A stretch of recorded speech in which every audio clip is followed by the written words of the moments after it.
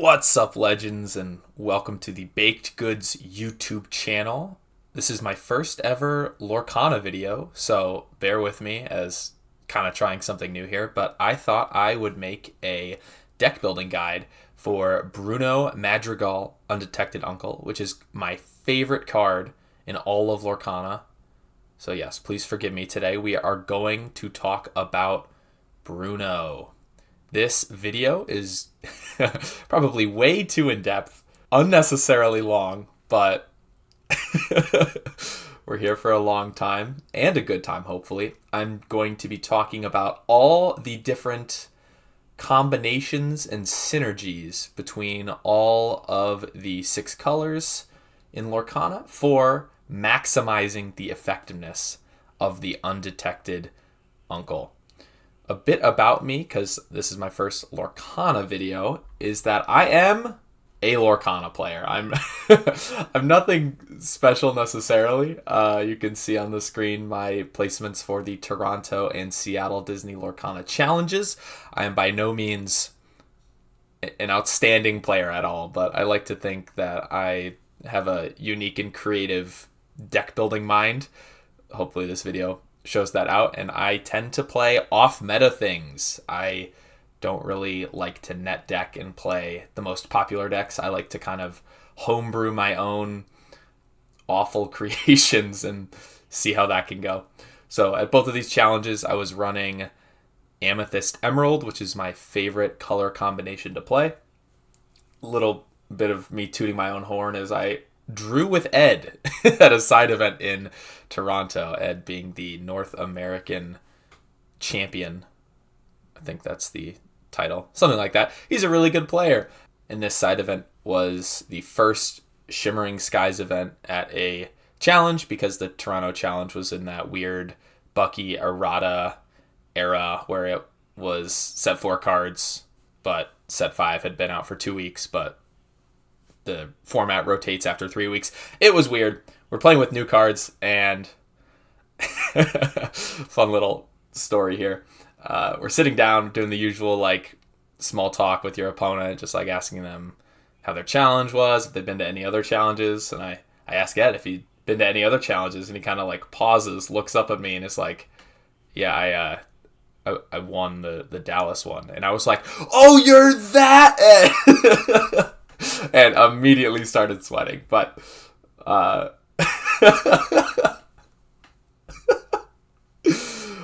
P.S. Follow PANDERIC quests on Twitch and Instagram, maybe TikTok. I don't use that. These are friends from locals that have inspired me to make this YouTube video. I make YouTube videos about a different card/board game called Unmatched, and Panda and Eric have inspired me to branch out into making videos about Lorcana, since it is a game that I have been increasingly passionate about in 2025. And without further ado, let's get into the Bruno deck guide. So let's start off just by analyzing the card, Bruno Madrigal, Undetected Uncle. It is a 4-cost inkable, 3 strength, 3 willpower character that quests for 1, has the trait Storyborn Ally Madrigal, has evasive, and has the exert ability, you just have to see it, that says name a card, then reveal the top card of your deck. If it's the named card, put that card into your hand and gain 3 lore. Otherwise, put it on the top of your deck. So 4-cost 3/3 characters that quest for 3 have been around since the early days of Lorcana, Hans being from set 1, Prince Charming being from set 2, I believe, and they don't really see constructed competitive play, just because on turn 4 it's still relatively early in the game, and fighting for board control is a big part of like the tempo game at the beginning of the game. And turn 4 is probably when the mid game starts, but you still want to be fighting for the board against your opponent most of the time, and it's early enough in the game that gaining a bunch of lore doesn't necessarily matter if you're just going to run out of gas later and your opponent's going to take over the board, and then you basically will just get locked out from winning the game. Doesn't matter if you can get all the way up to 15, 16, 17 lore by turn 7 or 8 if you just can't win from that point on. So these characters, while being like pretty good in like limited and sealed events, don't really see competitive play just because they don't help you win or like control the board on the turn that they typically come down. Pascal is a new dual ink character from the Amethyst and Amber colors from set 7. Oh boy, I haven't actually pronounced this word out loud in a minute. Arcasia? Yeah, Arcasia's Island. That sounds right.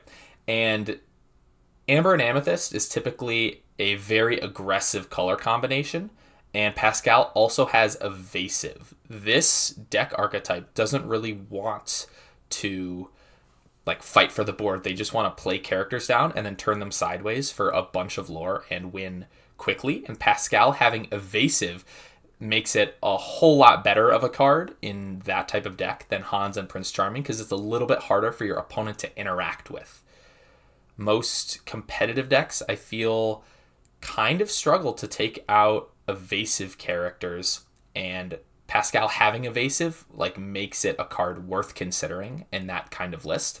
Pascal is uninkable for that matter, and when we compare these types of cards to Bruno Madrigal, I think it's absolutely crazy how good Bruno is. Assuming that you just have to see it always hits, because when we're playing a Bruno deck, we're going to maximize our ability to hit that if we can help it. Basically, Bruno is an inkable Pascal that also gets you a card when he quests for 3. Which I feel like you kind of need to like take a second to take that in, but that is insane.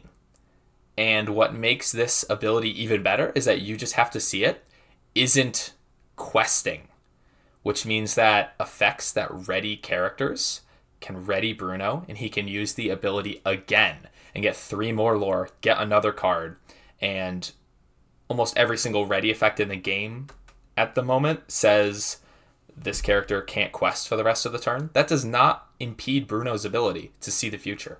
So if you are playing a deck that maximizes the knowledge you have about whatever card is on top of your deck and or can ready characters, Bruno is in a fantastic spot to just get you an insane amount of value through lore, cards, pressure on your opponent. And I feel like a lot of people underrate this card. Sure, it's not the best card because of the deck building requirements that you have to include to make it viable. You can't just throw this in any Amethyst deck and expect it to be good, because a lot of decks aren't puppy decks where you know that 90% of the cards in your deck, what they are, and you can just easily name them. A lot of decks have a wide variety of cards, which means that you have to actually build around Bruno's ability to make him good. And that's the whole point of this video, is kind of to show that when you do build around Bruno, it can be good.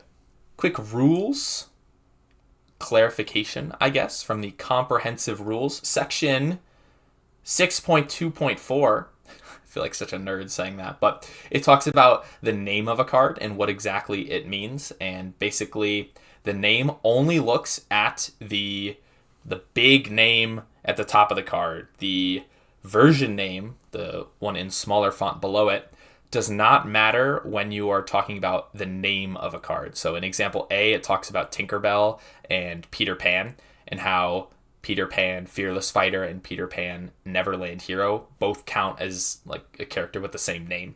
Funnily enough, it uses the Sorcerer's Hat item in example B, which is a card that works very well with Bruno. But you just have to see it. Just cares about the name of a card, not the version name, which is why cards like Mickey Mouse that have several different versions all have the same name and would work in a Bruno deck. So this guide is going to assume that you are going full Bruno, air horn noises, which means we are trying to maximize our Bruno capabilities. We are leaning very heavily into the Bruno.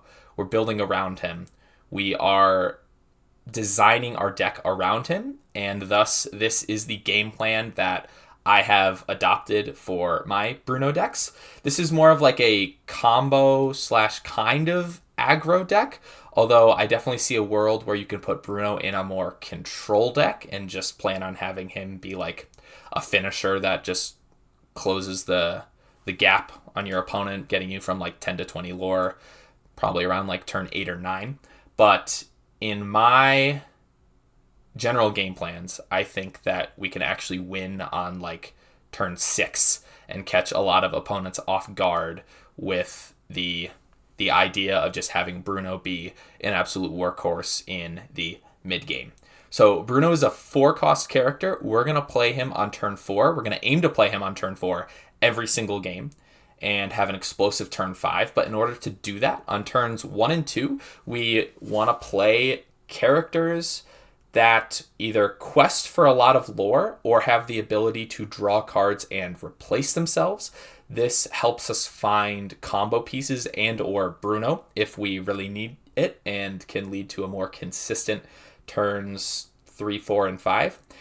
But playing characters with evasive also helps. Just anything that will stick on the board.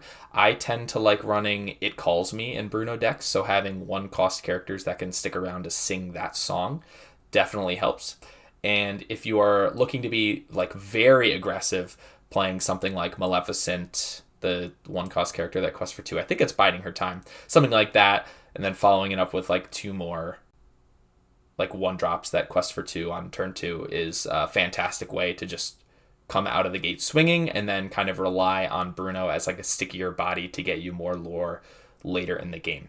Turn 3 is arguably the second most important turn besides like your Bruno turn on turn 4, because Amethyst has a lot of 3-cost songs that we really want to sing on the turn that we want our Bruno to pop off. So having whatever character you play on turn 3 stay on the board through your turn 4 to survive to turn 5 is very important. And typically there are a couple things you want to include for your character that you're playing on turn 3. Having more than 2 strength really helps for avoiding brawl if you're playing a Ruby deck, and having evasive also helps if you want to use the character on turn 4, the turn that you play Bruno. Like I said, a lot of decks kind of struggle into evasive characters, so turning it sideways on your turn 4, matchup depending, of course, probably will keep it around on your turn 5 if it has evasive. Otherwise, you kind of just need to keep that character upright, because we really, really need the singer to stay alive so that we can play a 3-cost song for free on turn 5 and just get a bunch of like free value on our turn 5, because turn 5 is when Bruno pops off. We use the characters that have stuck around on the board up until this point and or some items in addition with Bruno to use his ability and or ready him and just start getting that 3 lore. The best part about you just have to see it is that it does give you the card that you predict with Bruno. So you don't really run out of gas if you are hitting his ability, which is amazing. You can play a backup Bruno if you think the game is going to go a little bit slower, because the Brunos do work in tandem.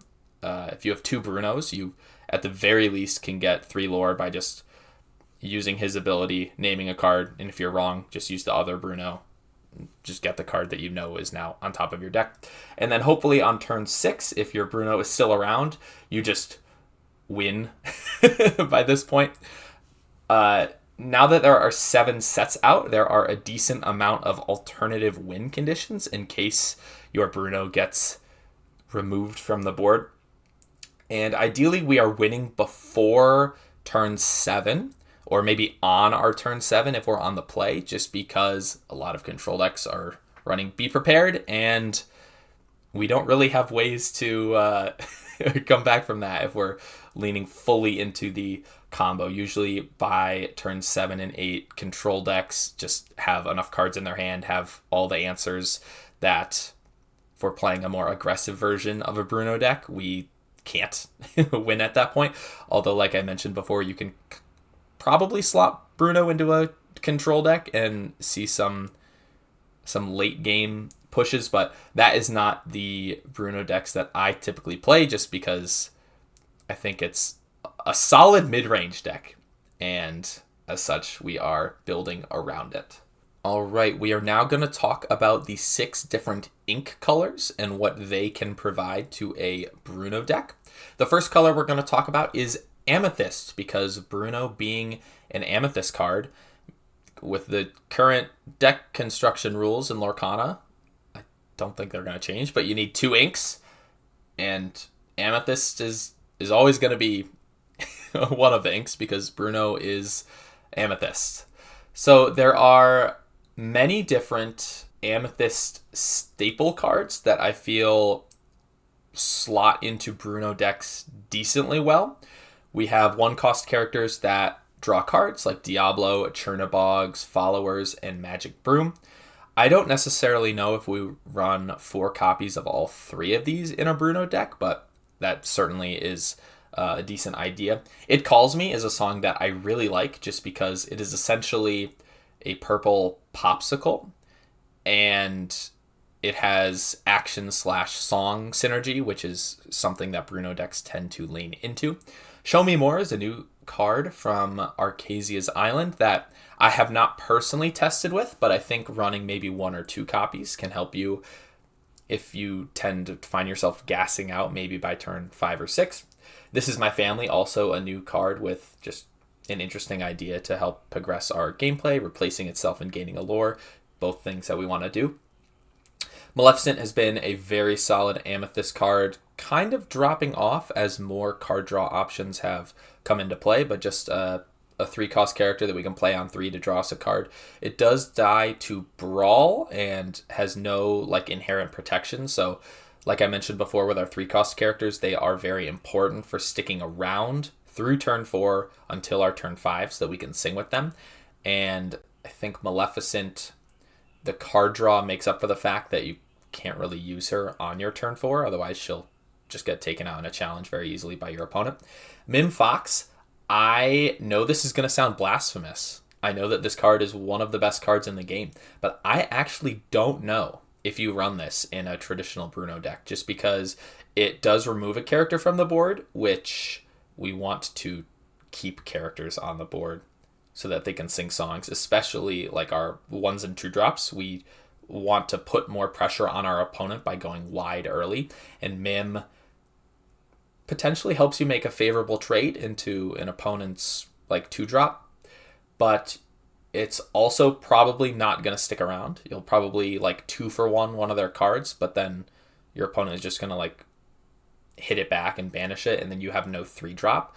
So I actually don't run Mim Foxes, but I understand the value in that card, and if you are going to auto-include it in any Amethyst deck, yeah, not going to fight you on that one. Friends on the Other Side, also another card that's probably in every Amethyst deck ever, just because it is one of those super amazing cards. 3-cost singable song. Well, there aren't really any songs you can't sing. Oh boy, me and editing is going to have so much fun just removing and or choosing to keep in all the stupid things I say.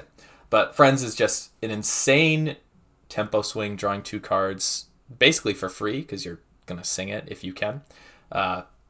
Yep, we're putting 4 in this deck. And then Merlin cards like Rabbit and Goat are also kind of sketchy cards to include just because they both cost 4.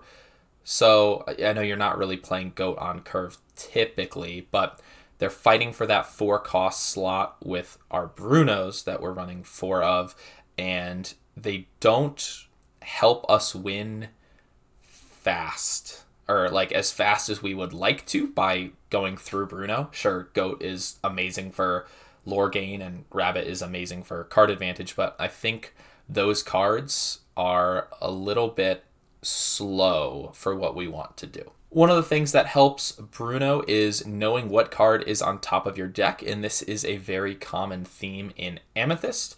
Characters like the ones I have put on the board, either through questing or when they enter the battlefield when you play the character, give you the option of looking at the top card of your deck and putting it on the top or the bottom.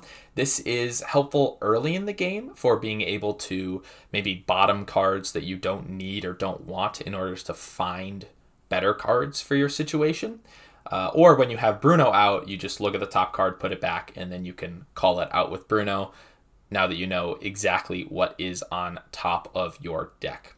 I typically gravitate towards top card of deck knowledge that happens when you play a character, because that is at least guaranteed. I'm going to get some information, some value out of this character when I play it, versus cards like Mad Hatter and Yzma that they get a trigger when they quest. Those abilities, you have to have the character stick around for a turn, which isn't always the case if your opponent is running a lot of removal. And if you just play like a Yzma on 2, your opponent removes it, you basically just played like a vanilla body, and that didn't really help you at all. So if I was going to run any of these cards, which I don't, but you definitely could, especially like the Merlins, you could actually throw in like a Mim Merlin bounce package, and cards like Turtle and Squirrel would work perfectly for a Bruno deck. But I would prefer characters that give me that knowledge on play, and especially cards like the Turtle and Jafar that let you look at 2 cards, the top 2 cards of your deck. You get a little bit more information. You could pick the better one to put on top, put the other one on the bottom. I would value over cards like Yzma or Squirrel that just let you look at one of your cards. And then more top of deck knowledge cards from Amethyst that are a little bit less character focused. We have a pair of items that really shine in this deck, Ursula's Cauldron and the Sorcerer's Hat. Ursula's Cauldron has been around since set 1, and it's a 2-cost uninkable item that says Exert. Look at the top 2 cards of your deck, put one on top and one on the bottom. I typically don't want to play one of these items on curve. I'd rather play a character, but if you can play the Cauldron on curve, it is a free ability, and items come in play ready to use. And just being able to tap this and just get deck knowledge kind of filter through the top of your deck to find what you need early in the game is definitely very, very helpful. And it is, like I say, free top of deck knowledge later in the game too, because after you've put the card into play, you can just use it every single turn, and that definitely helps you a lot. Sorcerer's Hat is a little bit more expensive, but it does the same thing as Bruno almost.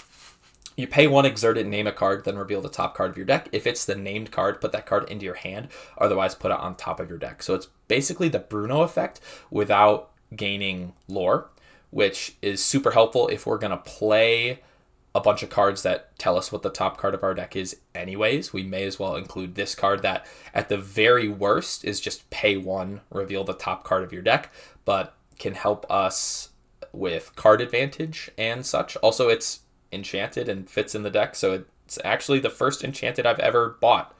I have a pair of enchanted hats that I put in my deck, and I'm very sad when I have to ink them. But one thing I want to mention about effects like Hat and Bruno is that if you know you're going to get multiple activations of them on your turn, or maybe you have a Hat and a Bruno, you don't necessarily need to know what the top card is, because you could use the Hat and just say any card.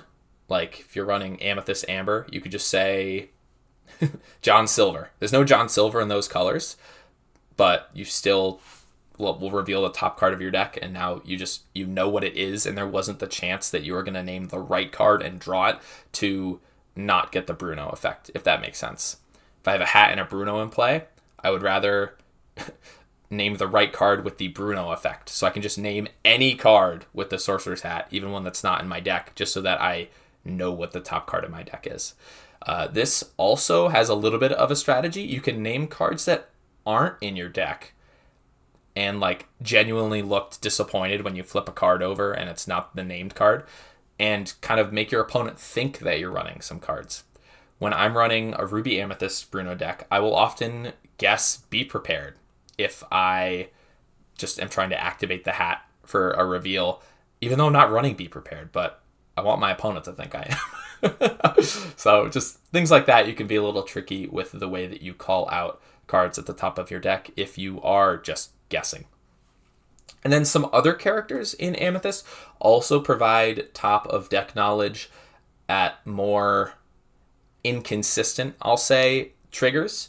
Sisu, you play a bunch of dragons. Dr. Facilier is all about songs, and Diablo is about playing characters named Maleficent, which definitely you could build around. That would just be a more specific Bruno build. There are like decent Maleficents, at least for the Diablo, and you are playing a bunch of songs for Facilier, but I don't think those cards by themselves are like necessarily amazing for this deck. I just think there are better options, although you could lean into them if you wanted to be a little bit more specific, or after testing you find success with them, things like that. And then lastly, through songs, Amethyst also finds ways to look at the top card of their deck. The Boss is on a Roll, one of my favorite Amethyst cards, is a criminally underrated song that fits into this deck phenomenally. It is the other 3-cost song. Actually, is the 3-cost song that we would like our turn 3 character to sing on turn 5, just because it helps when you have a Bruno in play stupendously. It says, look at the top 5 cards of your deck, put any number of them on the top or the bottom of your deck in any order. Gain 1 lore. So when we're playing a deck based solely around a character knowing the top card of our deck, the Boss is on a Roll is phenomenal, because at the very least, we look at the top 5 cards and we just put them all back. And now we have the next like 4 or 5 Bruno activations just down pat. This is a little bit of a memory game, because most competitive Lorcana events do not allow note taking. So a lot of times I will take a good extra couple of seconds and just like mutter what the top cards are of my deck, like just to myself. I'm like, okay, Maleficent, Boss, Diablo, Bruno, friends. Maleficent, Boss, Diablo, Bruno, friends. Like, I'll just start chanting it, and then as you remove those cards that you know, just chant like Diablo, friends, Diablo, friends. Like, you don't have to say it out loud so your opponent can hear it, but just like, if you just you have to make sure you remember is what I'm trying to say. Boss is on a Roll, being inkable and also giving you a lore is just like chef's kiss. This card is insane. Reflection is a little bit less good because you can't bottom cards. That's a strength that Boss has, is like, if you don't have Bruno out, you can just look at the top 5 cards, bottom anything that isn't going to draw you a card and isn't a Bruno, and kind of put you 5 cards deeper into your deck to find what you need. Reflection is just look at the top 3 cards of your deck, put them back on top in any order. It does cost 1, so it's easier to kind of like slot in to a turn when you have a spare ink. It's easier for one of your characters to sing because a 1-cost character can sing it. But sometimes if you don't have like a cauldron or a hat established and you don't have Bosses on a Roll is in your hand, Reflection is all you need to just trigger a Bruno. I will say the fact that you can put the cards back in any order is super helpful for both of these effects, because even if there's like a bad card that you have to put back on top of your deck, you can put it deeper and put the cards that you actually need now on the top of your deck, that you will actually have like a chance to either like get them right away through card draw effects or a Bruno, or something like that where you can actually use them then like later that turn. It's amazing how you can string together a turn out of nothing by just bossing on a roll and then like finding a card you need in the top 5 that enables you to just keep chaining combos. It's a phenomenal card in this deck. Something else I mentioned is alternate win conditions that can help you close out a game or keep going if your Bruno is taken out of action or you come up a little bit short. Cards like the Queen and Yzma from the newer sets slot right into our game plan because they are 4-cost inkable characters with exert abilities. So anything that readies a character that would work on Bruno. Also works on the Queen and Yzma. Yzma is phenomenal because it just helps us draw more cards, and that is honestly just what we need more of in a combo deck. And the Queen is a phenomenal reach card. This is a newer card, so I will read it. It says, no ordinary apple, exert the Queen. Choose 3 cards from chosen opponent's discard and put them on the bottom of their deck to gain 3 lore. If any princess cards were moved this way, gain 4 lore instead. So the Queen can actually gain more lore than Bruno can if your opponent has a princess character in play. This is definitely a lot worse to play on curve than a Bruno, which is why I don't think you run 4 of these in a Bruno deck, but definitely this is a very solid backup that has meta-relevant ramifications with cards like Tamatoa and Maui Shark being able to recycle items and actions respectively, and being able to kind of put all those popsicles on the bottom of your opponent's deck is very helpful for helping you win and also slowing your opponent down, maybe just enough for them to not win. So that about wraps it up for Amethyst. We're now going to go over the ink colors in alphabetical order, starting with Amber. Amber is probably my least favorite ink color, but definitely has a lot of useful Bruno synergies that we are going to talk about now. The first of which being the Family Madrigal. Not these cards. These are all the Madrigal cards that I don't necessarily think work in a combo aggressive Bruno deck that we are trying to do. I definitely think there is like a full-on Madrigal deck that you can make that Bruno fits into that would be fun. I just think for our purposes, these cards we don't need. And yes, I am aware that there is a Steel Louisa in there. But these are the Madrigal cards that I would consider running in an Amber Amethyst Bruno deck.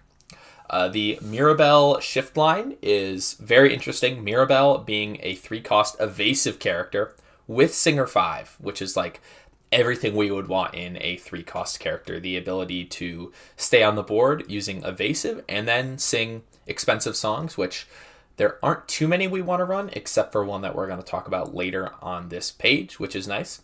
The Shift Mirabelle being able to quest and return a song card with cost 3 or less from our discard to our hand is amazing. Friends and Boss both fit that category, and we would like to play as many copies of those cards as we could. I do think shifting for 4 is a little expensive, but the Mirabelle is probably one of my favorite Disney characters of all time. I love Encanto the movie. I relate a lot to Mirabelle as a character, so she has a soft spot in my heart that I will always try to fit her into any deck I can. Julieta being able to draw cards in a mini Rapunzel, definitely something to consider. Peppa Madrigal. Peppa Madrigal has the effect whenever one or more of your characters sings a song, gain 1 lore. So you definitely could make like a Madrigal song focused deck and just have all your characters sing songs, just gain a bunch of lore. I have tried this deck. I think it has the pitfalls of every Amethyst Amber deck, and that is can't really interact with your opponent's board, and if they banish all your characters, you kind of just lose, which is why most of the Amber Amethyst lists tend to be very aggressive, because those decks don't care if they remove their opponent's board. But this Madrigal package that would fit into an Amber Amethyst list definitely is impressively mid-range, which makes it a little less viable competitively. We have Alma Madrigal, the best Bruno tutor in the entire game. Alma says when you play this character, you may search your deck for a Madrigal character card and reveal that card to all players. Shuffle your deck and put that card on top of it. Alma comes down at 3.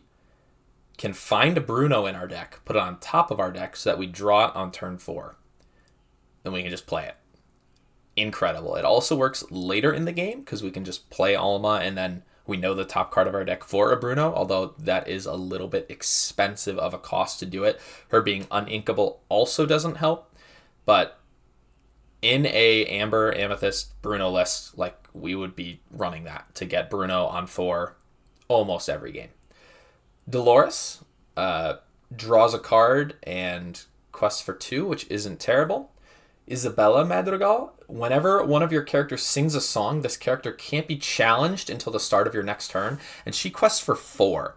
This is a very interesting card. It is expensive, costing 5 and being uninkable, but we do plan on singing a bunch. It's just, how often are we really afraid of our characters getting removed from challenges versus just direct removal overhead from control decks? That I think it's just a little slow for the deck that we want to run. And then there's another Isabella that has evasive, costs 5, and is inkable, which is nice. And says, ladies first, during your turn, if no other characters have quested this turn, this character quests for an additional 3 lore, which would make it a total of 4 lore. And says, whenever this character quests, your other characters can't quest for the rest of the turn, which isn't really a downside if our other characters, like Bruno, have exert abilities or are singing songs and maybe gaining lore through Peppa. So an interesting idea, but again, coming down on 5, probably a little too slow. But the most impressive card, I think, for like this deck idea would be the Family Madrigal, which is a 5-cost song, dual ink, amber, and amethyst. You can only play it in this color combination. And it says, look at the top 5 cards of your deck. You may reveal up to 1 Madrigal character card and up to 1 song card and put them into your hand. Put the rest on top of your deck in any order. So this card works a little bit differently than some of the other cards that let you could put the cards you look at on the bottom. This just puts the rest of the cards on top. So perfect for Brunoing. And it gives us a song and a Madrigal character, which like helps us find more Brunos, helps us find like friends, boss. Like, we're already playing songs a bunch, and if we were running this deck, we'd probably include some of these Madrigal characters, which is why I've selected some of these cards. Because even though like Isabella, Julieta, like they might be a little slow, you would include them in a Family Madrigal deck to like increase the amount of hits you would get.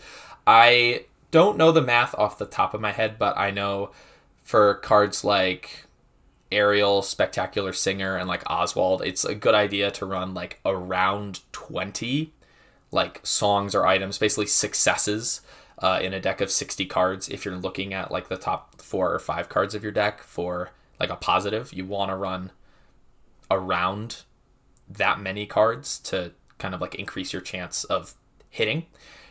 Family Madrigal looking for like 2 successes in 5 it gives you a greater chance of hitting at least 1 song or Madrigal, but if you can hit both, getting 2 cards from this is decently good. It costing 5 means that your Mirabelle can sing it, maybe a card like Ariel, Gaston, Gazelle, something that else that can sing for 5. I included Gazelle and Gaston because they do have Singer 5, but those cards don't get played. But this is mainly like something for our Mirabelle to sing on turn 4 to set up a Bruno turn. If it can find a Bruno that we can just like play that turn, amazing. And now we know like the remaining 3 cards on top of our deck. So that's pretty good. So in either like an Alma or a Mirabelle on 3 definitely doesn't seem like the worst thing in the world for a deck like this. And then Family Madrigal just being like a very solid card in a deck like that, I think gives you a reason to kind of include this whole Madrigal package. The problem is it's a little like too mid-range and doesn't win fast enough, I think, but there are some very interesting ideas presented here. All right. I'm sure you guys like knew this card was coming. The Bruno puppy deck was like a pretty popular meme for a while. I'm sure someone at your locals or like you've watched some YouTube video on this deck, but essentially the idea is you run 4 Brunos, 4 Almas, and then 52 Dalmatian puppies, because you can have up to 99 copies of Dalmatian Puppy Tailwagger in your deck. So if you just make your deck all 1 card, that means your Bruno is going to hit a large percentage of the time. So it's a fun deck where you just play a puppy on 2, play Alma on 3, get a Bruno, play Bruno on 4, and then just say Dalmatian Puppy for the rest of the game. Play puppies and see if you could get enough lore before your opponent be prepared to. I'm not saying this is a bad strategy. I'm just saying that we want to be, I almost said more consistent, but like the puppy deck's probably like the most consistent version of the Bruno deck you could run. We just want to be more explosive, I'll say. We want to give our opponent less time to react, and I think building a more like combo focused Bruno deck instead of like a always hit for puppy Bruno deck is the way that I would build this deck. Amber does have some cards that give you knowledge as to what card is on top of your deck. I'm not saying that these cards are necessarily amazing or should be used in that way, like the Mufasa, but there is maybe some utility in building around like songs in an Amber Amethyst deck with like Mulan and Facilier and just spamming a bunch of songs. Minnie Mouse is interesting just because the tutor effect, getting to search your deck for a character card and put it on top, is powerful in more like character-based Bruno synergies, like Sven, for instance. I just think it is a little expensive and you have to shift it, and I don't think there are too many good shift targets that we would want to run in this color combination. Queen Sensor Core, if you're including a bunch of like princesses and queens in this Bruno deck, like isn't the worst, especially if you can use it as like an after effect rather a setup effect. So instead of paying 2 to look at the top card of our deck, kind of like an expensive sorcerer's hat, we use it at the end of our turn after we like have done all our Bruno stuff and we know that there's like a queen or princess on top of our deck through like boss or something. Definitely a decent idea, and gaining lore at the start of your turn isn't anything to slouch at either, but again, I don't think most of these cards are necessarily fitting into the Bruno deck, but I do like talking about all the potential synergies that the card could have. The next Amber concept I want to talk about is readying. This is a little bit more, it's less good than the readying in other colors, but that is because Amber has songs. So when Amber readies characters, they can't challenge or quest instead of just being able to quest. And that is because I think the idea is that your characters are singing songs. So cards like Try Everything and Sven both say you may ready a character and they can't quest or challenge for the rest of the turn. Try Everything also heals and is a 4-cost song. So it might be worth running something like Ursula, Singer 4, so that you can sing this card a little bit earlier than with just like singing it with a 4-cost character. Also is able to be sung by Singer 5 characters like Mirabelle or Ariel, which is pretty good. And the healing, while I don't think really is too game changing, is just like nice if your opponent is like putting damage on Bruno or something. Sven is just a super solid card that works perfectly in this deck. I think you'd be running 4 Try Everythings and 4 Svens in a Amber Bruno deck. And then there are other ready cards like Bernard and Kanai that say at the end of your turn, if this character is exerted, you may ready another chosen character of yours. Kanai also removes all damage from them. These cards, while decent, they do ready Bruno. They protect it from other challengers. I again don't know how big of a threat Bruno being challenged actually is to his survival. I think a lot of times it comes in the form of like over-the-top removal that just like targets it, deals damage, banishes it, however. And the current meta cards that would be able to deal with this is like Elsa 5th Spirit, which exerts Bruno anyway, so it doesn't matter that you're readying him at the end of your turn. These effects are also a little too slow because the whole point of readying Bruno is that we can use him again that turn, like we can do with Try Everything and Sven. Bernard and Kanai are more like, I'm going to ready Bruno so that he can't be challenged and we can exert him again next turn, which like I don't really think helps us win faster. So I definitely would prefer to run the Amber readies like Sven and Try Everything over Bernard and Kanai any day of the week. In a similar vein of like protecting your characters from being challenged, Amber also has ways to decrease the strength of opposing characters and just straight up say like this character can't be challenged until the start of your next turn, like Kanga here. And I think there's an action from not Arcasia's Island, Azurite Sea, that also does the same thing, but I don't know. Like I said, you're not really afraid of Bruno getting challenged more often than not. It's more so like just your opponent removing him. Simba also readies, but to put him in this like protection sphere because Amber also has bodyguard.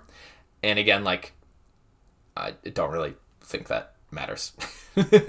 And the last Amber concept I want to talk about that could be used to synergize with Bruno is like ink cheating. It's almost like ramp, but specifically for characters. Playing Lantern on 2 would help you play Bruno on 3, which I'm not sure if that alone is super useful, getting Bruno a turn earlier, but like only having like a 1-drop on the board with him. I don't know if that necessarily is like worth the tempo loss of not playing a character on 2 to play Bruno a turn earlier. Like I said before, you really like having characters out that can sing on the turn that Bruno would be ready. And I think the only way that like that curve out would be good is if you played something like Singer Cindy, the one that has Singer 3 on 1, play Lantern on 2, Bruno on 3, and then you can sing like Friends or Boss on turn 4. I just think your Cinderella's like probably going to get removed by then, and then only having a Bruno out is a lot less scary. So yeah, Zero to Hero is a little bit more interesting. It has song synergy, and also like you can just flood the board and then sing it with your 2-drop on turn 3 and maybe just play Bruno for free. I definitely think that could work in a more aggressive Bruno list. Just in Time, kind of the same thing as Lantern, although you are spending a card to like get Bruno out on turn 3 when you have like a 2-drop and a 1-drop in play, which isn't the worst, but it's like you just want more like bodies on the board, and having the setup time also doesn't hurt.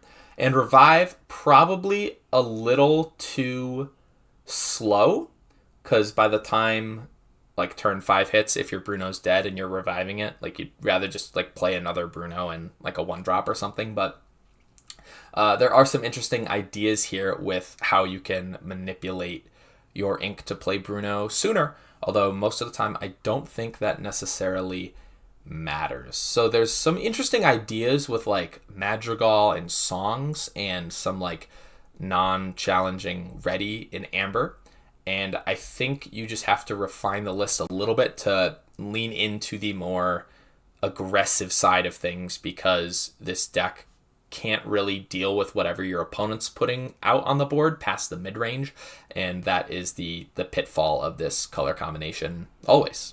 The next color combination I want to talk about is Amethyst Emerald in terms of Bruno decks. I did mention at the top of this video that Emerald Amethyst is my favorite color combination to play. I have played this at both of the challenges and almost every single set champs I've ever been to. I just don't think it's amazing for building around Bruno. I think you kind of slot Bruno in as a clock that your opponent has to deal with, and then you kind of just do Emerald Amethyst things until you win. So one of the best things that Emerald has for Bruno is potentially giving him Ward. Giving an evasive character Ward is incredibly strong, because now the only way for your opponent to deal with it is like AoE board wipes and or evasive challengers, and this deck tends to stop your opponent from playing board wipes or this like color combination, so you're just concerned about the challengers that your opponent would potentially have, which you would have ways of dealing with. I do think these cards like aren't quite it. Goofy is very slow, and Obscurasphere and Dodge are just kind of like clunky to fit in and literally do not help you win if you don't have like the board. So while Ward is something like you could consider putting in a small package for your Bruno, I don't necessarily think it would be the way to go for this deck. I think Emerald Amethyst is just kind of like you would just play the Bruno and deal with your opponent in the other ways you normally would, and if they don't kill the Bruno, like you just get like 2 turns shaved off your clock that you just win a little bit faster with. Some direct synergies, and this is like the 3 cards from Emerald that synergize with Bruno. You have Stitch, that when you play this character, if you shifted him, you can put an action card from your discard on top of your deck. There's no Amethyst shifts currently, so like the main shift target for this is the 2-cost Trickster. It's like a 1/3, and you can pay 1 to give it 1 strength this turn. Hypnotic Deduction, which I think is the best Emerald card for Bruno. It's a 2-cost action. It says draw 3 cards, then put 2 cards from your hand on the top of your deck in any order, which just gives you top of deck knowledge for Brunoing. You came back, ready's a chosen character. There's no questing restriction at all, which doesn't really matter for Bruno because we're just going to use his ability anyways. So this is like overpriced and we're not using like the full value of the card. It's just a 3-cost uninkable, just like action, which is very awkward. Like I said, this is the direct synergy in Emerald for Bruno, and I think a lot of the strength of like an Emerald Amethyst Bruno deck comes from the more indirect synergies, which is the stuff that like the disruption that Emerald is already doing, like Ursula Deceiver, that just rips songs out of your opponent's hand, which is a great way to avoid getting B-prepped. You just remove it. Great way to remove a lot of the steal songs that just delete Bruno from the board is just discarding them from your opponent's hand. I think if we're running Ursula Deceiver, we definitely run Mim Fox. I think that bounce package with like snakes and foxes definitely comes back in the Amethyst portion of this deck if we're running a card like Ursula Deceiver, because that just helps us limit the removal our opponent has.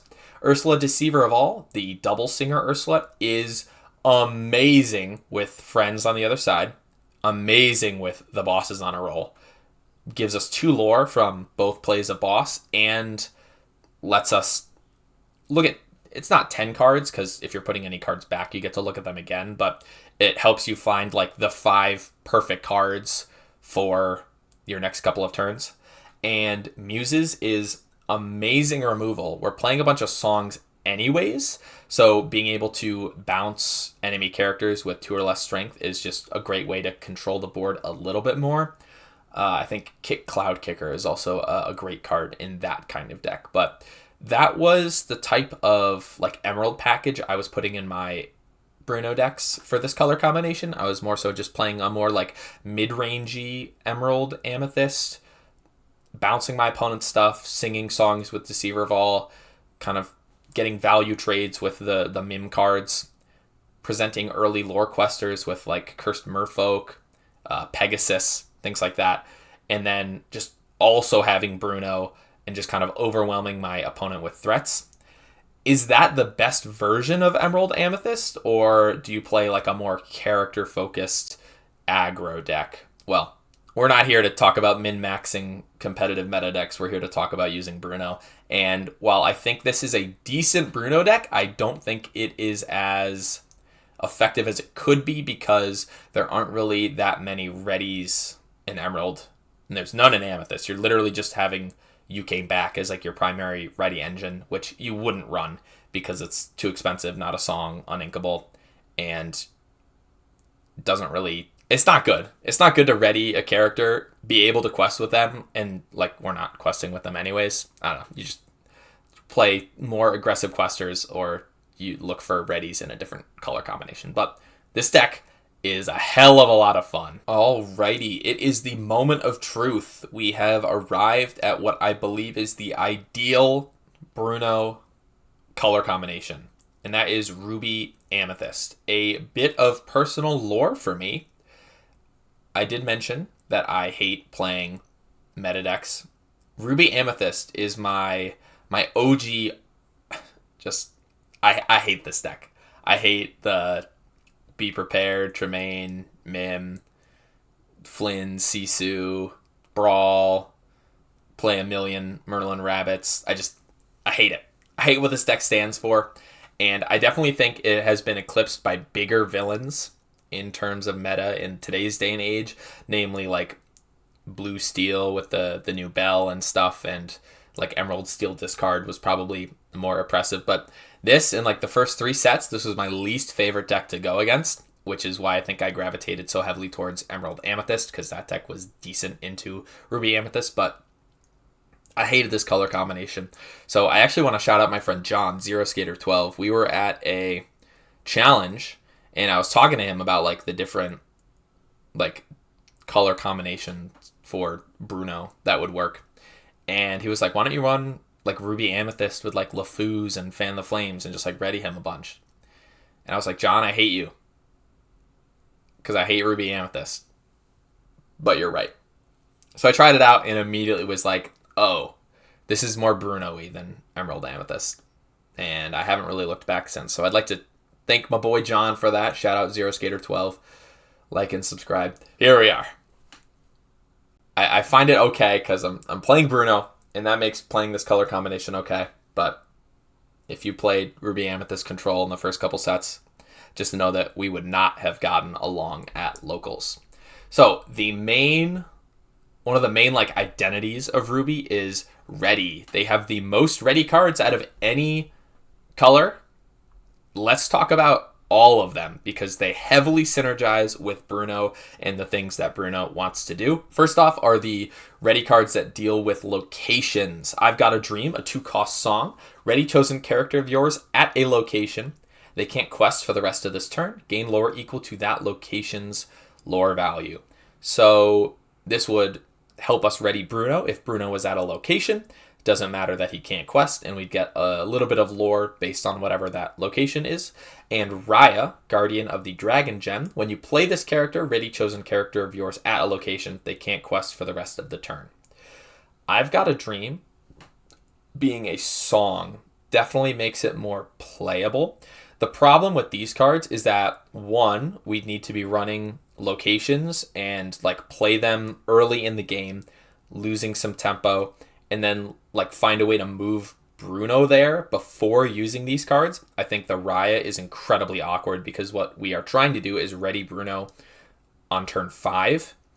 Raya costs 4, and we would have to spend like the remaining 1 ink we have on that turn moving Bruno to a location that we played on like turn 3 or 2, because we're playing Bruno on 4. So just it's very like clunky with the way that our curve winds up. At least I've Got a Dream is a little bit easier to slot in, because we can use a character to sing it, so we're not paying for it. But still, like, why would we pay for a location and move Bruno there and then play a song and like ready him when we could just play a card that readies him? So yeah, don't really think this package works for the amount of aggression we're trying to present. There are a bunch of ready cards with self-damage. Go the Distance being, I think, the most playable, because again, it is a song and it is inkable. It also draws a card, which is amazing. We've Got Company, new from Arcasia's Islands, says ready all your characters. They gain Reckless this turn. It is an action and it's uninkable, which isn't amazing, but Reckless doesn't matter on Bruno, because according to section 9.5 from the comprehensive rules, Reckless just says that a character can't quest and must challenge if able. A player can still exert this character to use their abilities. Side note, rant about Reckless. I actually hate the way that it's worded. It says this character can't quest and must challenge if able. That makes it sound like if my opponent has an exerted character that my Reckless character can challenge, like that character is able to challenge, but like I can still exert it to sing songs. And that's because the line that isn't in this screenshot is that Reckless basically says, what it means like fundamentally by its definition is that a player cannot end their turn with a Reckless character upright if like your opponent has a character that they could challenge. So it's like an end of turn trigger. It isn't like I check if this character can like challenge one of your characters, and it happens like immediately. So I don't know. I just wish it was worded to say that like at the end of your turn, like this character like has to challenge if they are ready. Something like that. Yeah, that's my little Reckless rant. Doesn't really matter for Bruno, because he could just exert and use. You just have to see it. It would also, We've Got Company would ready all of your other characters. So if you were incorporating like a Ruby challenge package, that might be nice. On your feet now is a similar card. It costs 4 and is uninkable and is just like a plain action, which is stinky poo-poo for this deck. But it says ready all your characters and deal 1 damage to each of them. They can't quest for the rest of the turn. This would be good in conjunction with a card like Go the Distance, which is a song that one of your other now damaged ready characters could sing, because your Bruno would be damaged and you could use him again to exert. In John Silver, similar vein, it's a 4-cost uninkable that says whenever this character quests, you may deal 1 damage to another chosen character of yours. If you do ready that character, they can't quest for the rest of the turn. The problem with all these cards is they are very slow. They would come out later in the game after you've already like established a board. They're expensive, they're uninkable, and they're like just actions. And John Silver is just like too slow. He's a 4-cost character, so we'd want to play him like on turn 5 after we play Bruno, but he doesn't do anything when you play him, so it's just not amazing. They're just too hard to fit into a deck, and it's like by the time they're like game winning, like you basically just already won the game. It's just too expensive to play. Go the Distance is the only one that I would consider running, and I don't main deck that in my Ruby Amethyst Bruno deck because I'd rather just play like a different ready card. I can't rely on Bruno being damaged because outside of most like steel matchups, an opponent isn't just gonna like leave 1 or 2 damage on Bruno. They're just gonna kill it if they're dealing something, or if they're steel just smiting it. So I would have to be putting the damage on myself, which either means playing one of these like self-damage cards that I don't really want to, or like challenging with Bruno first and readying him with Go the Distance, which is kind of counterintuitive for just trying to use his ability and gain lore as fast as possible. There are 2 items that ready characters, and I really like both of these. Gold Coin and Shield of Virtue, both cost 1, are inkable, and exert to ready chosen character. They can't quest for the rest of the turn. The difference is Shield costs 3, and Gold Coin costs 1 and requires you to banish the item. I really like this effect because it's really easy to slot in a 1-cost card earlier into the curve, maybe like turn 3 or 2, if you have like a 1 or a 2 drop, and then you just fill in your remaining ink with like a coin or a shield. I typically like coin because if we think about the math behind the game, we're trying to get to 20 lore. Bruno gets us 3 lore. So 3 times 6 is 18. We'll just say 7, although like we're probably getting that last 2 lore from like bosses on a roll or just like another character questing at some point in the game. So 6 is like a pretty good estimate of how many times, like the maximum amount of times we have to ready Bruno. And I like coin because it's cheaper. It's a cheap ready after you play it. If you're trying to play it on the same turn, it's basically a 2-cost card that readies a character, versus Shield, if we're trying to play it on the same turn, is a 4-cost card that readies a character. And I typically found myself not being able to afford Shield and not needing it to like stick around for a turn. You only need like 5 readies because Bruno just needs to do his thing like 6 times. So you don't need 2 of those readies to be Shield, if that makes sense. Coin is like great at slotting in and just like being another ready that you don't really care that you're banishing it. So that is my reason for preferring coin over Shield. Although if you're definitely playing like a grindier, control-y Ruby Amethyst list, first of all, shame on you. Second of all, I think Shield might work in that kind of deck when you would actually have like other characters that you wouldn't mind like readying and keeping that ready for a later turn with the item. These are some questionable readies that like I think are definitely playable, just not quite there. Don't Let the Frostbite Bite is a 7-cost song. It says ready all your characters. They can't quest for the rest of this turn. That is a very expensive song, and unless you're playing Amber, you don't have singers. So like realistically, we'd never be singing this song, which means like we'd be spending our entire turn 7 readying all our characters, which we just have better ways to ready characters that are cheaper and more specific, because we don't really care about readying our other characters. We care about readying Bruno for the most part. So it's just not necessary. It's overkill. Radigan, Very Large Mouse, is a decent board control card, actually. When you play this character, exert chosen opposing character with 3 or less, and then choose one of your characters and ready them. They can't quest for the rest of the turn. So we'd be choosing Bruno in that case, and exerting an opposing character isn't the worst thing in the world, because if we can get like a favorable trade in or something, that's definitely helpful. Fun little trivia tidbit. Radigan is one of 2 Ruby cards that exerts an opposing character. If you know what the other Ruby card is, comment it down below. It's a super niche card, but I played a lot of like Sapphire Ruby like challenge decks, and just thinking about ways to exert my opposing characters if they're not exerting themselves. So gone down the rabbit hole for these kind of effects. But anyways, Evil Come Prepared is probably like the most playable card that I don't play. And it says it's a 2-cost action. Ready chosen character of yours. They can't quest for the rest of this turn. If a villain character is chosen, gain 1 lore. So this does have like synergy with the actions that Ruby has that we'll talk about. It just is like a more expensive Fan the Flames, essentially. But it does have synergy if we're running like alternate win cons that are villains, like Yzma and or the Queen. Those are both villains, so the extra lore there might be nice. But a lot of the times you're readying Bruno and he's not a villain, so it's just like a 2-cost Fan the Flames that I think at this point we have enough like ready options that it's just not needed, I guess. So the primo good ready choices, the great ones, if you will, I think are these 3 cards. In addition to Coin. I really like Coin, but I talked about that with Shield earlier. Fan the Flames, 1-cost action, ready chosen character. They can't quest for the rest of this turn.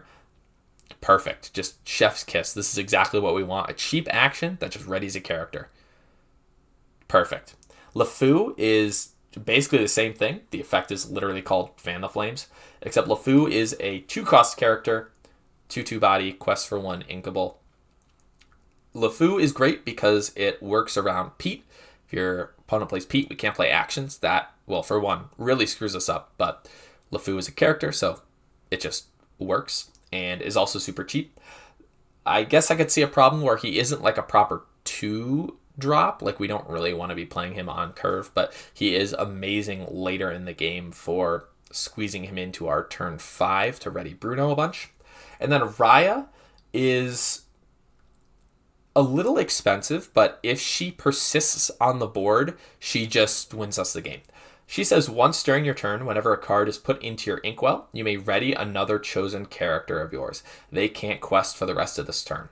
So she does cost 4, but I think the ideal line with her is play Bruno on 4, and then play Raya next turn. Maybe sing with your 3-cost character, bosses on a roll. Use Bruno. Ink for turn. Ready Bruno with the Raya. And then use the remaining like 1 ink to like Fan the Flames. And after you use Bruno again, ready him, using him again. So that's like 3 Bruno activations on turn 5. That's a 9 lore swing. If you're playing bosses on a roll, that's 10 lore. So that is very good. And then if Raya sticks around, or Bruno sticks around, because if your opponent has the opportunity to remove one of them, probably going to do Bruno, but Raya helps you like keep readying your other characters, and that would help with like singers and stuff if you don't have a Bruno on the board. But ideally Bruno is on the board, and then you just like win on turn 6 because you ink. So that's like another ready for free, and then you have like 6 ink to just use Bruno twice, essentially, because you used him 3 times on turn 5, and you basically just need like 6 activations total, and then you win the game. Just a really, really cool card. I guess this isn't really a problem, but like just know that the effect doesn't stack because it's only once during your turn. So if you play a Raya on 5 and then another Raya on 6, when you ink on 6, you would ready Bruno and then ready another character, because like that both readies would be in the bag at the same time. You couldn't use a ready, use Bruno, then use the other ready. You would have to just probably sing with another character, use Bruno, play your Raya, ink, and then ready the singer and Bruno. Not that that interaction ever comes up, and if you're in that game state, I mean, you're probably just winning anyways, but just know that that's how that works. I really love Raya. I don't know if you necessarily need to run 4 copies of her, but definitely if she sticks around on the board, just another bomb that'll help you win the game. Another like core identity of Ruby is the action synergy, with pairs phenomenally with all the songs that we're trying to play with Amethyst. So Ariel and Tigger are amazing 3-cost cards because they have evasive, which is great for staying on the board. We are probably safe to sing with them on the turn that we play Bruno, turn 4, and they'll probably survive to the next turn to sing something again. Ariel is super good in more aggressive Bruno lists because whenever you play a song, chosen character of yours gains evasive until the start of your next turn. So when you sing with her, you can give one of your 1 or 2 drops, maybe an aggressive quester, evasive, and make it really hard for your opponent to deal with your board. And that comes on playing a song, not necessarily even singing a song, which is just a really tricky, sneaky synergy to look out for. Tigger is kind of another like game-winning bomb because he has the ability Swashbuckles. Whenever you play an action this turn, this character gets +1 strength and +1 lore this turn, which means if you're running a bunch of smaller actions like It Calls Me, Fan the Flames, things like that, in addition to your songs, you can very easily have Tigger quest for 3, 4, or 5 and just be another like big lore swing that will help you win the game on turn 6. Minnie Mouse is another kind of like lore generating from actions character. She has Undersea Adventure. Whenever you play a second action in a turn, this character quests for an additional 2 lore this turn, making her a 3 lore quester after you've played 2 actions. So it's the same like payout ratio as Tigger, although Tigger is a little bit better if you're only going to play 1 action and then quest with him. But Minnie also has evasive and also shifts for 2, which is important because there is a 1-cost Mickey Mouse.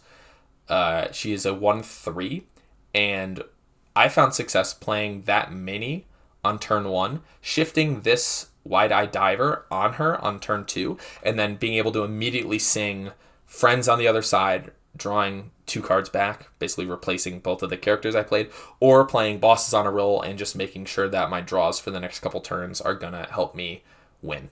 That is a little bit weak to like direct targeted removal, so it might be just better to play 1 drop on 1, then 2 1-drops on turn 2. But outside of Ruby decks running Brawl, I think a lot of decks have trouble dealing with Minnie Mouse like on curve if you're shifting her. Ratigan and Maui both have like lore per action synergy, kind of similar to Tigger. Ratigan, being new from Arcasius Island, probably a little bit worse since he has to be exerted, which means if you're playing Bruno on 4 and then playing Ratigan on 5, like you're not getting any lore if you're using that like extra ink on turn 5 to play an action. And then on turn 6, you like exert Ratigan, questing whatever, and then like play a bunch of actions. That could help, but it's basically just like a slower Tigger, and it does not help us pop off on turn 5 like we want to. I do think like there is potential. I just think it is very slow, especially since we'd rather be playing like a Raya or something on turn 5 that does actually help us like that turn. Maui Half Shark is a little bit of a better option because if we still haven't won on turn 6, we can play him on turn 6 and then like sing a bunch of songs and get the lore immediately. And if we're in a little bit more of like a grindier game, him having evasive and then the Chihu ability to like return actions from our discard to our hands is just like phenomenal. I shouldn't really need to explain why Maui Half Shark is an amazing card. I think it was the best card from Azurite Sea. It's inkable. It has evasive. It returns actions, and it gives you lore for actions. Like, just crazy card. Hard for your opponent to remove. And I only had one, so I was like, sure. I'm just going to like throw this in the Bruno deck as like a one-off, and if it ever gets to that point in the game, he's just like a bomb that'll help me close it out. But I think you can probably get away with just like avoiding both Radigan and Maui and just like winning faster, if that makes sense.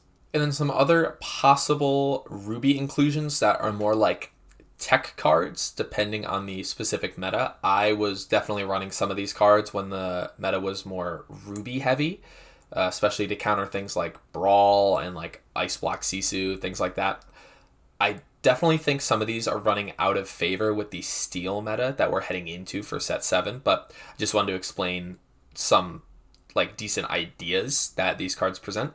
Lumiere is a solid 2-drop that you can play on 2 to buff up your 1-drop, and you're probably not going to be like questing or challenging with him, but if you're playing Lumiere on 2, it helps your Aerial, if you're playing that card, on turn 3 avoid getting hit by Brawl because it now has 3 strength, and it helps your Brunos avoid Madame Medusas, which is like a key thing, because even though like Be Prepared's happening on 7 and you're basically just like delaying that by a turn, having more than one turn to Bruno is really important, especially if you are on the draw, so your opponent will be on 6 ink before you. You'll basically have your turn 4, you'll play Bruno, your opponent has their turn 5, you have your turn 5 to pop off, and then a lot of my opponents were on turn 6 playing Madame Medusa on Bruno, and that sucks. But playing Lumiere and avoiding that interaction was really crucial for giving me one more turn with Bruno. And like I said, I think Ruby, its share is like kind of dwindling in the meta because of how like prominent like Blue Steel is, and I don't think like Medusa was getting a lot of play anyways, but that was just like a tech card that I put in. Pegasus, evasive, 3 strength, just really good for staying on the board, avoiding brawls, things like that. Not really good now because of the prevalence of like early Storm Rages on and stuff. Fidget, kind of a similar idea. That is a 3-cost card with evasive that would stay on the board, had 3 strength to avoid brawl, and just interesting to see him potentially making a comeback. I remember in set 2 how like Surfer Mini was like the bomb like Ruby Amethyst card, and how the whole way you won the mirror match of those 2 control decks was like killing your opponent's Surfer Mini, and like Fidget was like a tech card that people put in. It's just what stupid problems those control decks have. Anyways, Wreck-It Ralph is like another potential win con. It says whenever you ready this character, gain 1 lore for each 1 damage on him. If we're playing a bunch of readies anyways in Ruby, it might make sense to throw this guy in and just have him soak damage and then ready him a bunch and just potentially get like 2 or 3 lore kind of chip damage.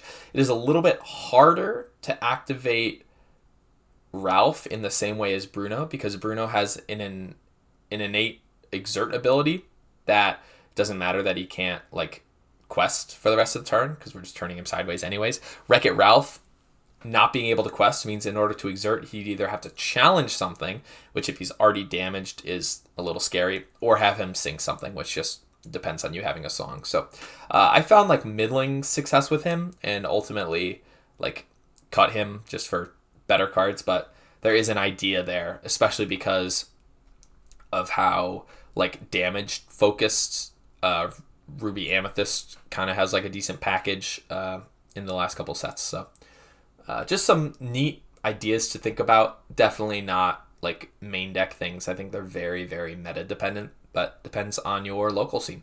And that is it for all the Ruby cards I wanted to talk about. Next, we're going to talk about Sapphire, which is probably the most complicated Bruno color pairing you could have. Sapphire has a lot of interesting ideas, and recently, especially with the new Dual Ink Merlin, there's like direct synergy support for like a Blurple Bruno deck.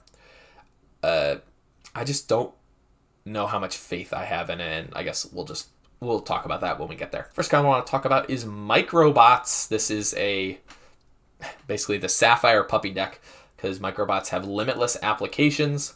You may play any number of cards named Microbots in your deck. So potentially even more than 99. You could just have a deck of all Brunos and Microbots, and you'd probably lose. There are some item synergies with the top card of your deck. Aurelian Gyrosensor says whenever one of your character's quests, you may look at the top card of your deck, put it either on the top or the bottom of your deck. Just another free deck knowledge activation. Hero Hamada is a 3-cost robotics prodigy, 03 stats, quest for 1, and you can exert him and pay 2. Search your deck for an item card or robot character card. Reveal it to all players, shuffle your deck, and put that card on top of it. So tutor effect's pretty powerful, just being able to search your deck for maybe a specific one-off item or robot that you have, and then Bruno it out. You can't play it on 5, though, because you need to exert Hero, so you'd probably want to play Hero on 3, Bruno on 4, and then exert Hero on 5, and then maybe play the item or whatever with your leftover 3 ink. But interesting idea there. Gyro Gear Loose? Whatever. That's a really bad card. Just exert him, put an item from your discard on top of your deck.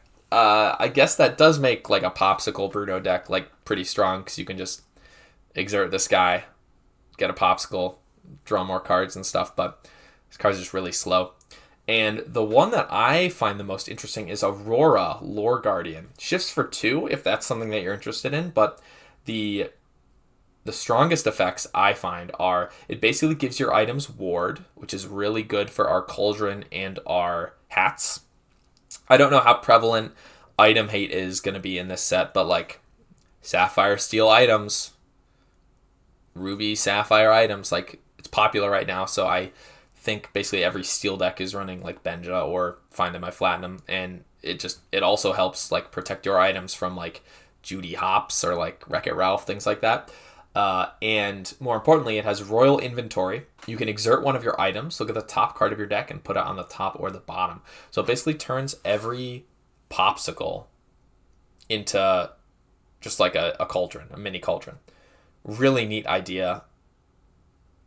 I think if I was building a Blurple Bruno deck, would probably include this card in some way, shape, or form. More top of your deck knowledge in Sapphire comes from the form of Merlin's Cottage. There's a neat little package here.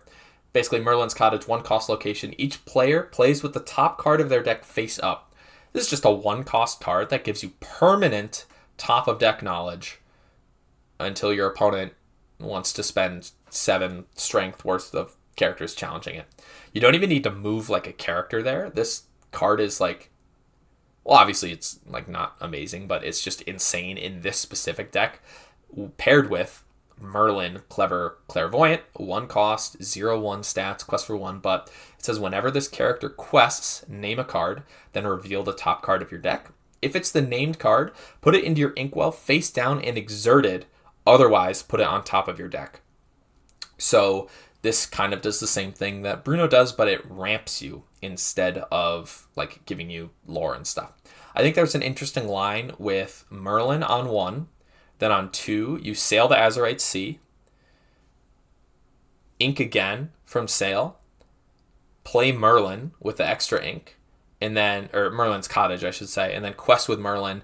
You know the top card of the deck is from Cottage, and you ink that, and then you start your turn 3 with 5 ink. Really cool. I don't know how good that would end up being, but you would get to Popsicle Bruno on turn 5, and then, or on your 5 ink turn, which would be turn 3, and then on turn 4 just start using Bruno, pressuring your opponent. But Blurple is kind of in the same boat as Amber or Amethyst, where there isn't really too much board control that you have outside of challenging things with Amethyst rush characters like Vox, or just letting it go, things like that. And if we're doing a Bruno Blurple deck, I don't know how focused on either of those things we really would be, but you might just be playing like a very control-y blurple deck and just having like Bruno generating you lore and cards while everything else in your deck is just focused on stopping whatever your opponent's doing. Interesting ideas there. Hero Hamada is another hero that does stuff with the top of our deck. It is... stats really don't matter. Giving Inventor characters resist doesn't really matter, but it is a 4-cost inkable card that says Shape the Future is an ability. Pay 2 ink, don't exert it, which is interesting. We can repeat this ability. Look at the top card of your deck, put it on the top or the bottom. So kind of just like an expensive hat effect. And Water is Memory. Look at the top 4 cards of chosen player's deck. Put 1 on top of their deck and the rest on the bottom of their deck in any order. 1-cost uninkable action. This is interesting for like, it's kind of like a visions of the future, develop your brain type effect if we're using it on ourselves and then just leaving 1 card on top of our deck to Bruno. It also helps us like disrupt our opponent's game plan, which might be valuable matchup depending. So I think the most interesting like deck knowledge thing that Blurple has going for it is this like Merlin idea, but there are lots of cards mostly revolving around items that also help us look at the top card of our deck. Some Inkwell interactions, because Sapphire is all about inking and ramping. So these cards, if we're going to do that in a Blurple deck, which why not, interact with that in some way. Dawson, 1-cost uninkable character from the new set. Once during your turn, whenever a card is put into your Inkwell, look at the top card of your deck. You may put it on either the top or the bottom of your deck. Another interesting like little peek effect. Kita is a character that I am super interested in. I definitely think there's some potential with this character, especially like, or not especially, not even in like a Bruno deck, just like in general as like a source of ramp. She has Ward, which is super important, and Exert. Look at the top 2 cards of your deck, put 1 into your Inkwell face down and exerted, and the other on top of your deck. So you're ramping and you're also giving your Bruno knowledge. The one problem is it does cost 4, which means it interferes with your like Bruno curve, which means if you're playing it like the turn after Bruno, it is a little slow, but the ramp combined with the knowledge is definitely interesting when paired with the Bruno. And then I just included Oswald here because if we are spending so much time looking at the top card of our deck, may as well just like get some free items from it. What an insane card. Blue also has ways to protect our characters. The first one is through Ward, which I mentioned when we were talking about Emerald cards. Giving an evasive character Ward is incredibly strong. So cards like Belle and Aurora, just super solid in that regard. Sardine Can is an interesting idea. I find it is a little bit expensive, but giving your exerted characters Ward means that we can sing and Bruno to our heart's content and not necessarily worry about like overhead removal coming from like Steel or Ruby, kind of forcing our opponent to challenge into our characters if they want to remove them. And Alice, I think, is also a very interesting character because if we're playing her on curve, she can give Bruno Ward the turn we play him. The fact that Ahoy also lets our character that we choose with Alice like quest for an additional lore doesn't really matter since we're not questing with Bruno, but just giving Bruno Ward the turn we play him is super strong for like guaranteeing us activations. I think the problem with like a Blurple Bruno deck is not that like blue isn't a good color, because right now it's like the most boosted color in the game. It's just the fact that blue has all this like support with Bruno from like the top of deck knowledge and protecting it, but it doesn't have ways to like capitalize on it like Ruby can with the readies. And I'm not saying it should. That's like part of the puzzle of deck building for this game. But I think that is why Sapphire is not like a Bruno color. It's just because it's very, very slow, and like Blurple inherently, like you have to fight for the board, otherwise you just lose, and that isn't really what you're doing with Bruno. So maybe in like a more aggressive deck with like Alice and some like early questing and just like ramping to some big stuff, but I don't know. Yeah, just don't know. And the last thing that Sapphire, I think, can provide to a Bruno deck is some sort of resist. Steel is super prevalent in the meta right now, which means anything that gives your characters resist is amazing for stopping their damaging actions and songs. So something like Zipper, we're going to be putting cards into our ankle anyway, so giving Bruno resist definitely protects it from cards like Strength of a Raging Fire, Let the Storm Rage On, 4 Dozen Eggs, stacking the resist +2, also insane, helps that it's a song, we can sing it with another character. And then Cogsworth, just having Ward helps him stay alive, giving your other characters resist 1, just amazing. If we could stack multiple sources of resist together, potentially from like a Zipper and a Cogsworth, that is an interesting idea for just having like an invincible Bruno with like resist 2, resist 3, just being impossible for our opponent to kill. Definitely puts them on a clock, but that might be like a magical fantasy land, like ideal scenario that doesn't really happen every single game. So yeah, that's Sapphire. It sounds promising, but I think it's just like mediocre when looked through the like Bruno lens that I'm taking to all these colors. The last color we're going to talk about is Steel. Steel, I also think, has a decent amount of promise in the sense that it's a little bit more proactive than Sapphire, because Steel has so much like removal and board control, and that's something that like the Amethyst portion of a Bruno deck isn't really focused on. So if we just like let our Bruno do Bruno things while also like managing our opponent's board, that seems like a decent idea with all of the cool cards that Steel has. The first like big Bruno synergy I want to talk about with Steel is Magic Brooms. There are currently 9 Magic Brooms in the game that all have the same name, because remember, the version number or version name doesn't matter. It's only the big bold name that matters, and that is Magic Broom. So we could potentially run 36 cards with the same name that aren't puppies, so maybe they're a little bit better. I think for this deck to like actually be good, there needs to be another 1-cost broom for Yen Sid to trigger off of, and just like more cheap brooms so that like playing Mickey Mouse Playful Sorcerer and like actually shifting into like a lot of damage is more viable. But I definitely think there is potential with like an aggro swarm the board, like play Wayward Sorcerer, play a bunch of cheap brooms, then next turn play a Sorcerer's Tower and just gain a bunch of lore from them. I think that package would complement Bruno perfectly, while also being in Steel and being able to just like damage song our opponent into board control.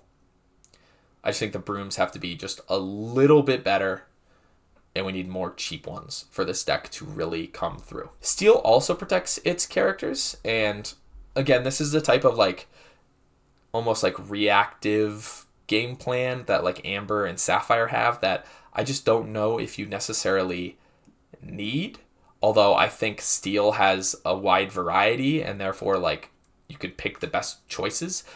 Pete being a big one, preventing your opponent from playing actions, is huge, since I think that is a lot of how our Brunos will get removed over challenging, which is why things like Bodyguard aren't necessarily amazing, but things like John Silver could actually stop evasive challengers from killing our Bruno. And then cards like Tiana, we don't really ever want to have no cards in our hand, especially in a deck that just like Amethyst draws cards. So it kind of has a little bit of anti-synergy there, but persistently having our opponent unable to play actions, decent idea there. And just things like Lithos, maybe like Mouse Armor, giving Bruno resist, doesn't necessarily hurt. And some other like miscellaneous synergies that Steel has. Pete, Wrestling Champ, reveals the top card of our deck, and if it's a character named Pete, you may play it for free. I think when there are more good Steel Petes, besides just like this one in the action stopping one, this card might actually like work in this deck, because we have so much like top of deck knowledge anyways that like we could just like use Pete and just actually like play cards consistently from it. There are no Amethyst Petes right now, which kind of sucks. King Sensor Core is not great, but technically does have synergy with like knowing what the top card of our deck is. It's just very expensive, and like the queen's core that gives us lore for having a princess or queen in play is a lot better than giving our prince and king characters resist, since we'd have to like build a lot around that. And I don't really know how many prince or king characters there are in the Amethyst side of this deck. So and Cinderella Knight in Training Steel has a lot of looting effects, meaning you draw cards and discard cards, and they're not just located entirely in the Cinderella card, but those cards in general do have decent potential as like setup tools for trying to find Brunos early.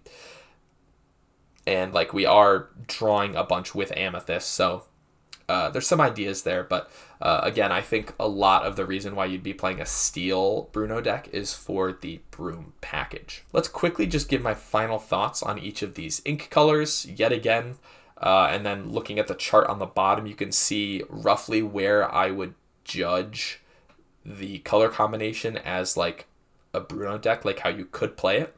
I think with Amber Amethyst, specifically from the Bruno lens, you're looking at a little bit less aggressive than that color combination would typically like to be. But I think you'd have to play it as like a super fast mid-range deck because of your lack of answers for the board control. But I think you playing the Bruno slows it down a little bit, and you're just really banking on getting that huge lore swing around turn 5 or 6 and winning from there. Because once your board starts thinning down, your opponent starts drawing all their answers, it's really hard for you to win unless you're playing like a more burn centric deck with like goats and roses and things like that, which doesn't really fit necessarily with like the Madrigal song stuff you want to do. But again, I think that deck needs a little bit more testing. It is super fun though when you have like Peppa, Mirabelle, all that stuff, and you're like singing a bunch of songs. A lot of fun. But again, like not having cheap readies does limit the amount of like actual Brunoing you can do. But it does have like the second best readies aside from Ruby. Emerald Amethyst, I've mentioned, isn't really like a deck you can build Bruno around. It's mostly like you play like a tempo bounce deck, and then Bruno is like also there as some card that helps you win faster. You would be playing my favorite color combination, which does help, but not really having Bruno as the focus is a little unfortunate, and there's basically like no direct synergy or readies. I do think you could be very aggressive with this deck because of the like tempo tools you have through the Emerald like quote unquote removal. It's more like bounce stuff, but that does help you control the board a little bit to protect maybe like lower questers and keep them on the board.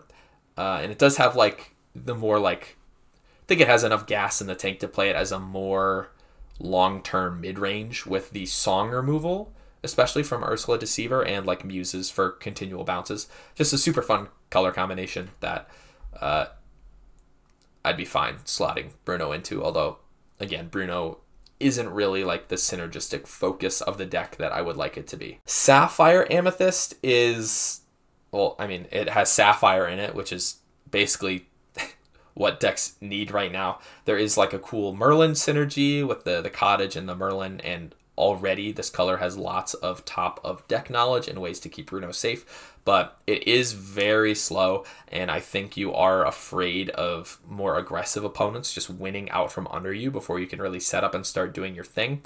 As I did mention before, that the removal in this color combination is a little sketchy, and if we are leaning into the Bruno, we are not responding to what our opponent's doing on like early crucial turns, which could be scary if we have to take a long time to win. Ruby Amethyst, probably the best Bruno combination, with I think Steel or Amber being a close second, but readies as far as the eye can see, tons of evasive, tons of action synergy, which is what we're already doing with a lot of the Amethyst songs, and just a really flexible game plan. You can see it from the graph.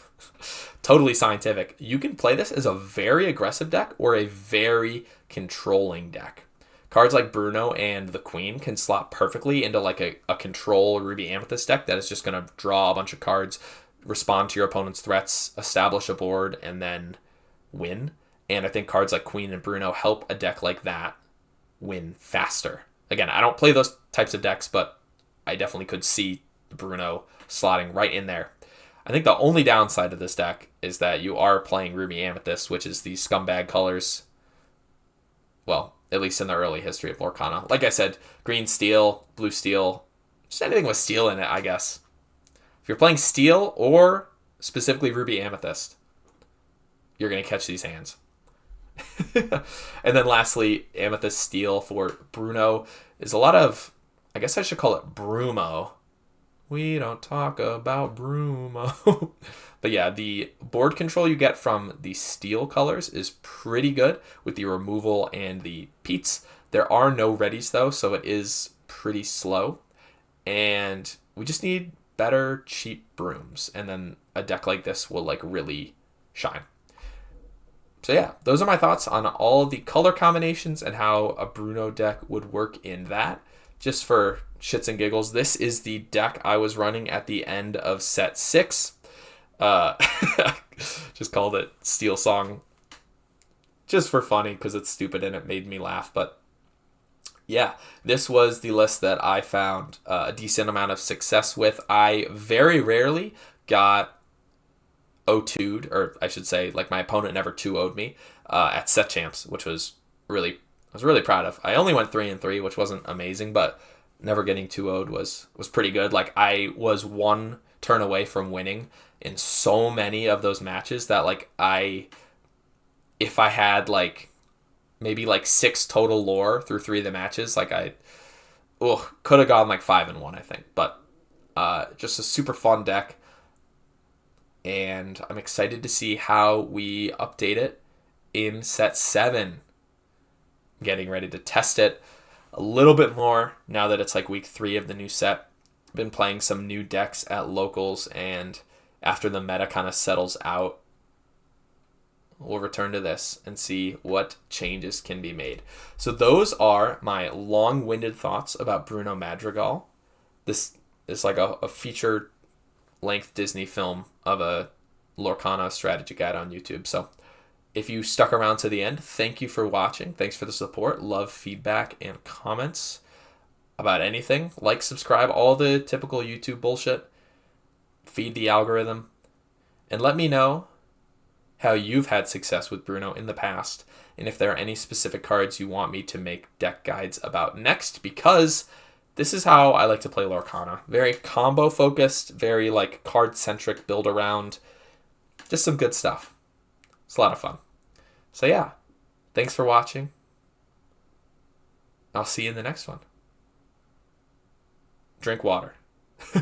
Like, subscribe, and yay!